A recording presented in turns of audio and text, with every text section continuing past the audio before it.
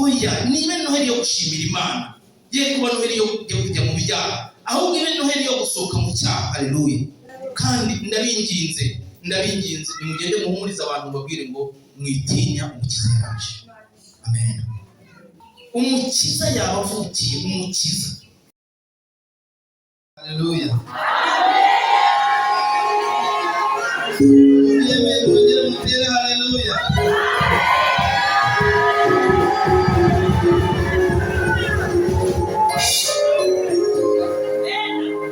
Yesu we, kuba twatwizeye nta gihombo twagize, twahisemo neza.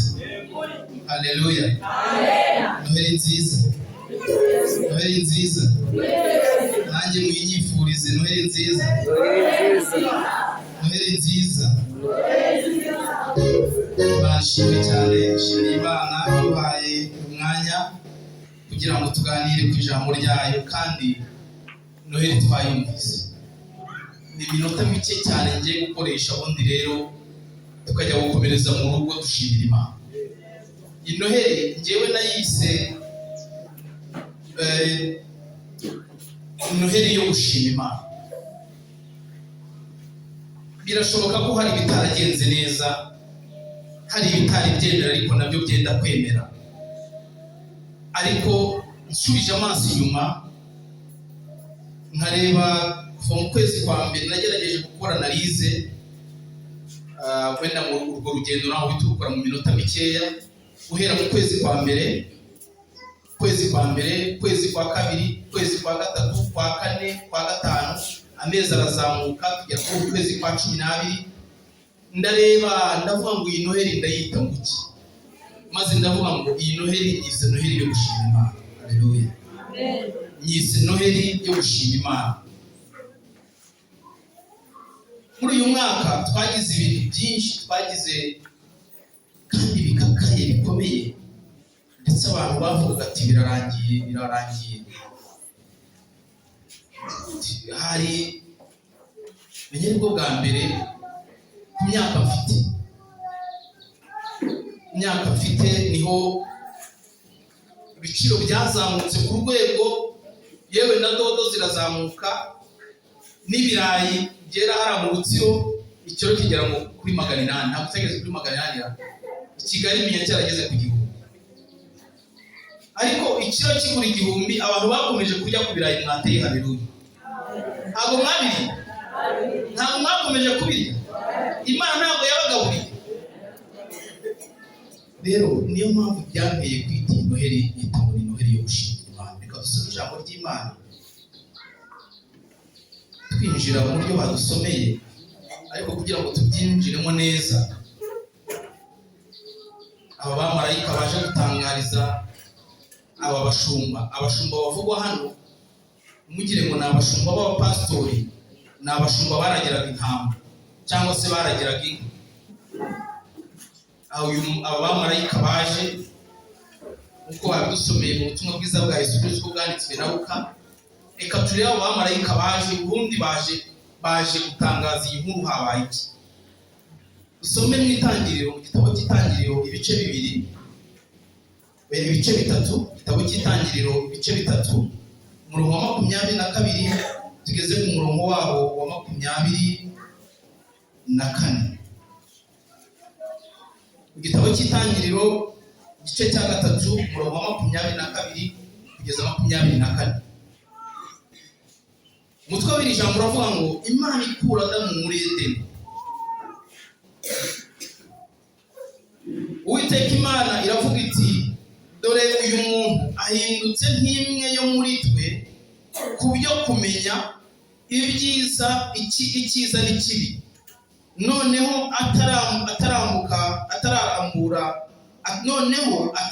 ukuboko agasoroma ku giti cy'ubugingo, akarya akarama iteka ryose.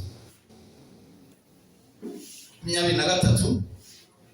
Nicyo cyatumye Uwiteka Imana imwirukana muri ya ngobyi muri Edeni, kugira ngo ahinge ubutaka yavuyemo, nuko yirukana uwo muntu kandi mu ruhande rw'iyo ngobyi yo muri Edeni rwerekeye iburasirazuba ishyiraho abakerubi n'inkota yaka umuriro izengurutse impande zose ngo ibuze inzira ijya kuri cya giti cy'ubugingo.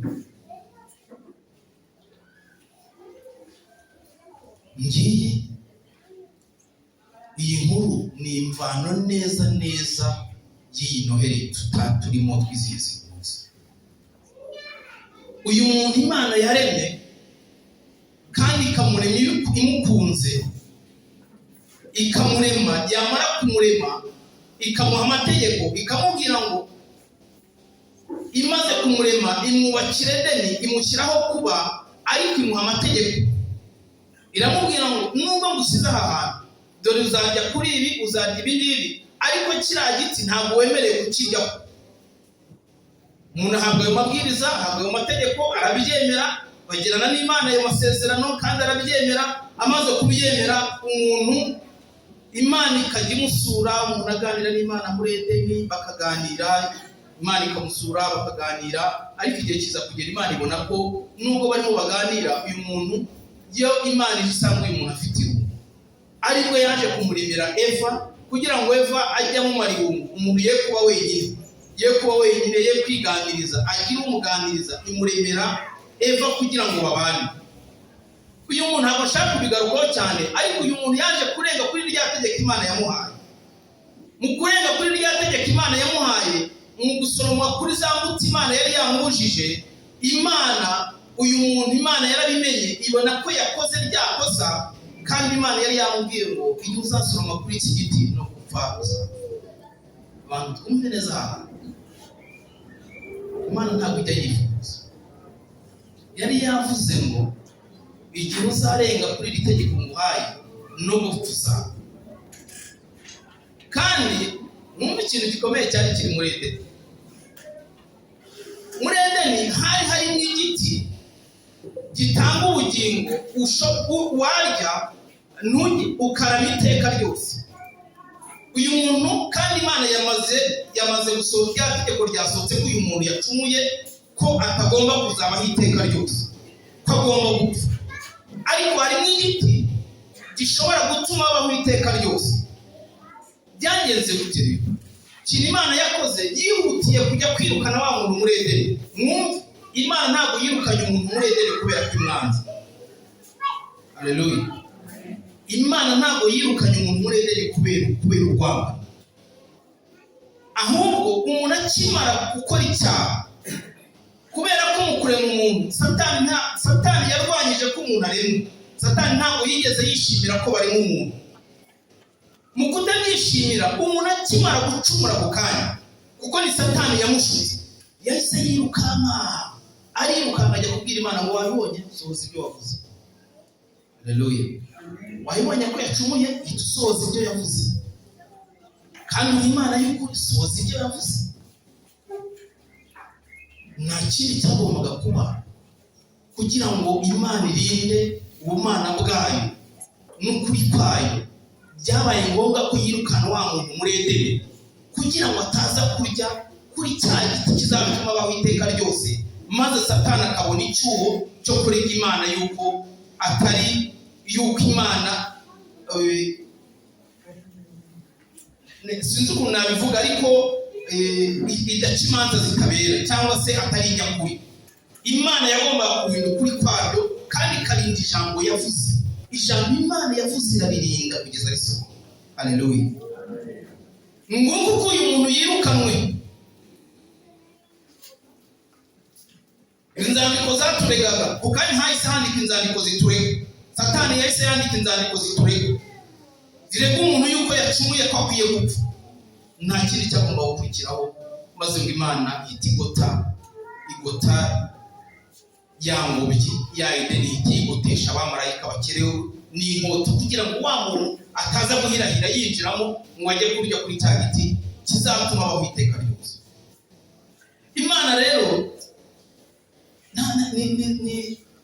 ni Noheli yo gushimira Imana mu buryo bubiri.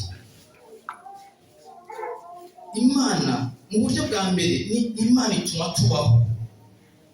Urabizi nawe iyo byakaze, iyo byakomeye, uragenda ugatabaza Yesu, ukamuhamagara ngo ibintu bimeze nabi, maze nawe akakumva akagutabara. Haleluya. Bisi yashize arakantu kabaye iwacu, antera ubwoba bwinshi cyane, ngira ubwoba bwinshi. Nari ndi ku kazi, turi ku kazi na madamu, noneho tugiye kumva umuntu araduhamagaye aratubwira ngo nitwihuta cyane, hari ikintu kibi kibayemo. Bakimara kubivuga gutyo, mu mutwe wanjye nahise ntekereza, urumva mu rugo hari Emma, hari na Pamela, nibo bari mu rugo bombi. Urumva nta kintu cyahita kibaho, umuntu aguhamagaye ngo mu rugo habaye ikibazo gikomeye cyane. Uhasize abantu babiri mu rugo, wowe wamenya ko ari iki kibaye, watekereza iki? Ndashaka kubabwira abantu bizeye Yesu mukomereho, dufite amahirwe atanu. Nagiye mu rugo narihuse cyane, nihuta, urumva nahise mfata imodoka ndihuta cyane. Madamu nawe reka nihute ngende, ndihuta ndagenda, ngeze mu rugo usanga Emma sinzi uburyo abaye, arimo arigaragura, arimo nyine asa naho ari nk'ibintu bamutumye by'ibidayimoni bimumereye nabi. Aho kanya navuze ngo ndakora iki? Mu mutwe wanjye nahise mvuga ngo ariko sinzi ikintu, nahise naratekereje ngo ni iki nakora. None se mujyane kwa muganga mbigenze gute? Noneho umutima urambwira ngo ariko umukristo nkawe, umuntu w'umukristo ngo nkawe, byibutse utamupfukama, ndasenga, murambikaho ibiganza, umwana agaruhutse, kandi mu izina rya Yesu, kandi mwumva Yesu. Yesu tuvuga abadayimoni bakiruka. Nimwumva ko kantu nawe ufite ibindi nawe byari ako ni kamwe mvuze gatoya. Hari n'ibindi byinshi nagiye mbwira Yesu. Uyu muntu wamaze gucumura, badusomeye muri Luka, niho ndibona soreze, nagira ngo ndibuze gutinda. Ubutumwa bwiza bwa Yesu Kristo uko bwanditswe na Luka, muri ibi bice bibiri, kurikirana ya nkuru nababwiye mbere, wa muntu uburyo yirukanwe, akirukanwa atari uko Imana imwanze, ahubwo Imana ishaka gukomera ku kuri kwayo ku ijambo yavuze, ariko ntibyacira aho ngaho. Imana ikomeza gushakisha uburyo.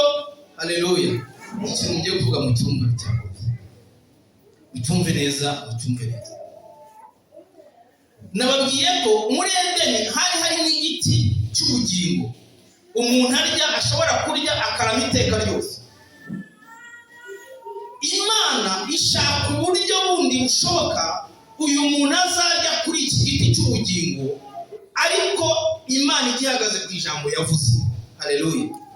Iki giti cy'ubugingo Imana ikora uko ishoboye, ishaka uburyo bwose uyu muntu azarya kuri iki giti cy'ubugingo. Maze inama iraterana, mu ijuru haba inama ikomeye, tumirwamo abamarayika, itumirwamo na Yesu Kristo, atumirwamo. Inama iraba ikomeye, kandi ingingo yari muri iyi nama yaravugaga ngo turebe uburyo uyu muntu azarya kuri cya giti cy'ubugingo. Mu yandi magambo, tugomba gucungura uyu muntu. Haleluya. Tugomba gukora operasiyo tugacungura uyu muntu, kandi binyuze mu kuri.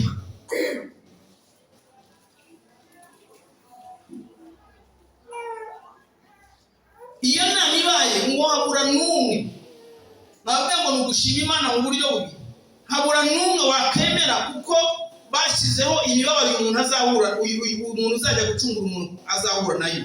Icya mbere kwari ukwambara ubumuntu.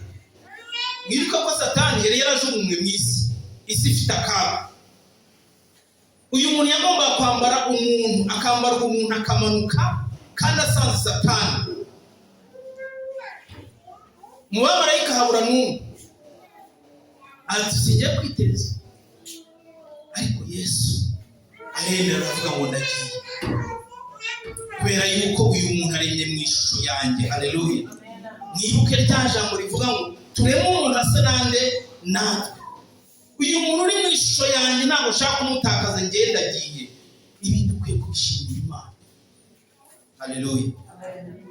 Maze Imana ikora ikiri Imana yakoze, yahise ifata cya giti cy'ubugingo igishyira muri Yesu Kristo, kugira ngo uzamwemera wese akamwemera akamwakira ahita ahabwa bwa bugingo buhoraho. Ngiki cya giti. Haleluya. Cya giti twatakarije muri Edeni, cya giti ya Edeni. Haje abandi baje kuvuga inkuru nziza kandi bayizanye, kuki se bayihereye ku bashumba, kubaragira intama, kubaragira inka? Kuki batajyanye message mu bakomeye? Kugira ngo Imana itwereke ko twese dufite agaciro kangana imbere yayo. Ntukavuge ngo kubera ko noroheje ngo buriya ngo abakomeye ngo nibo ngo bameze gutya ngo iki. Kareka, umuntu wese uri kose Yesu aragukunda, Yesu aragushaka. Maze ngo bakihagera, ngo abamarayika bakihagera, ngo babashumba bagira ubwoba bwinshi cyane, bahinda umushyitsi bagira ubwoba. Maze abamarayika barababwira ngo mwitinya. Umunsi birashoboka ko hari ibintu biguteye ubwoba, birashoboka ko imbere yawe hari ibintu biguteye ubwoba, birashoboka ko wari gutekereza uriya mwaka wawe utekereza ukumva ubwoba burakwije, birashoboka ko hari ibitare biri imbere yawe ubona bikurembeje. Ariko uyu munsi, iyi Noheli, birakubwira ngo marayika yatuzaniye message tubwira ngo mwitinya. Haleluya. Mwitinya. Yazanye message ivuga ngo mwitinya. Arababwira ngo mwitinya, abaha ubutumwa. Arababwira ngo umwana yavutse, ngo abaha message. Arababwira ngo umwana ku murongo wa 9, ku murongo wa 10 cyangwa wa 9. Nuko marayika w'umwami Imana abahagarara iruhande. Ubwiza bw'umwami burabagirana bugota impande zose, bagira ubwoba bwinshi. Marayika arababwira ati mwitinya, dore ndababwira ubutumwa bwiza bw'umunezero mwinshi uzaba ku bantu bose. Haleluya. Ndababwira ubutumwa bwiza bw'umunezero uzaba ku bantu bose n'abanyakibirizi natwe turimo. Haleluya. Ndakwinginze, akiriye umunezero. Nukuri akiriye umunezero. Nutawakira nta wundi muntu uzagufasha kuwakira. Hari umuntu ujya utubwira, yaratubwiye ngo ibihe byiza umuntu niwe ubyishakamo. Haleluya. Ibihe byiza umuntu niwe ubyishakamo. Niwifata nk'uworoheje ukumva ko byacitse bizacika, ariko numva ko bifashe bizafata. Haleluya. Ngo ndababwira ubutumwa bwiza bw'umunezero buzaba ku bantu bose.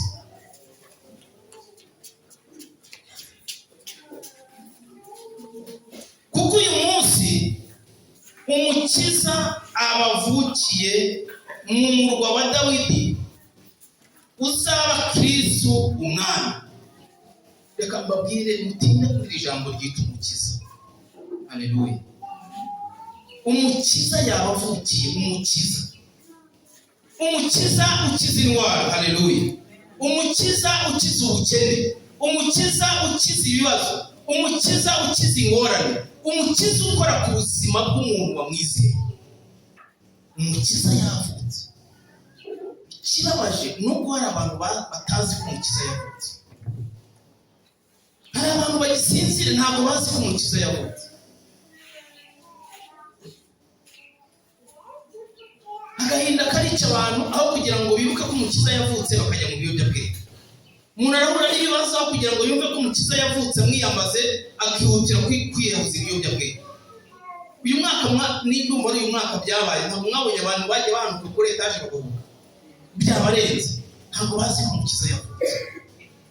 Uwamenye ko umukiza yavutse ntabwo yajya kuri etaje ngo yihure ibibazo byamurenze. Uwamenye ko umukiza yavutse ntabwo yagenda ngo ajye kwiyahura ngo yimanike mu kagozi ngo ibibazo byamurenze. Kandi umukiza yaravutse. Haleluya. Iyi Noheli yongere kwibutse ko dufite umukiza. Dufite umukiza ukora ku ndwara zacu, ukora ku marangamutima yacu. Igihe byakaze, igihe byakomeye, dufite umukiza. niba ufite ibibazo ukaba ufite intambara, ibuka ko ufite umukiza. Haleluya. Ababungeri bakimara kumva aya magambo ntabwo bahagaze, bahise birukanka bajya kureba umukiza. Haleluya. Abantu benshi kumva umukiza ntitwirukanka ngo tujye kumureba, ngo tujye kumushaka, tuvuge ngo nawe ngwino mu buzima bwacu, turabyumva bikarangirira aho ngaho. Ariko aba banyabwenge, ababungeri b'intama bahise birukanka bajya kureba umukiza. Ngo kandi ntabwo bagiye gakeya, ngo barihuse cyane. Ku murongo wa 6 bagenda bihuta, bagenda ngo bihuta. Ni murongo wa 16 bagenda bihuta cyane bajya kureba umukiza. Ku murongo wa 20 rero, maze abungeri basubirayo bahimbaza, abashimira Imana ku byo bumvise byose no ku byo babonye nk'uko babibwiwe. Wa munezero uraje. Haleluya. Murabizi abashumba ni abantu babaganya, niba abantu babibera mu nka ziri aho ngaho, niba abantu nyine baba batawe bari aho ngaho, niba abantu batarira ku gihe nk'abandi, si byose, niba abantu badakarabira ku gihe nk'abandi, niba abantu kera bajyaga babivuga nabi.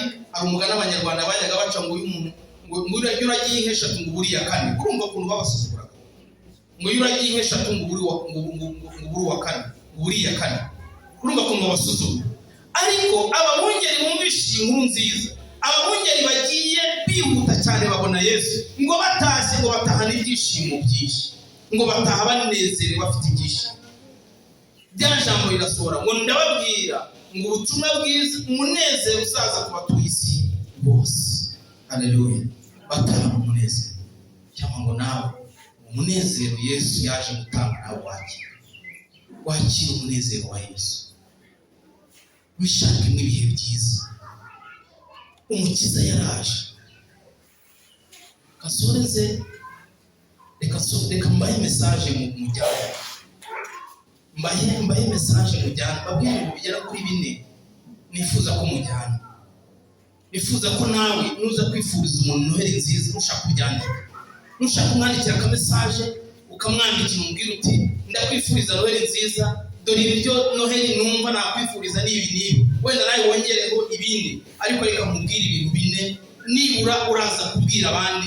Ibe message yawe, ibe discours yawe, nawe urabwira abandi. Icyambere nukuri hamagarira abantu kwihana. Haleluya. Byana nawe iyi message ubwira abantu bihane. Kandi nawe usubiza amaso inyuma, urebe uko umwaka wagenze, urebe uko byakugendekeye. Nusanga hari aho bitagenze neza, nawe wihane. Iyi Noheli kubera Noheli yo kwihana. Yesu arahari, ari ku ntebe y'imbabazi, aracyahari. Iyi Noheli kubera Noheli yo kwihana. Icyo ni icyambere, kwihana.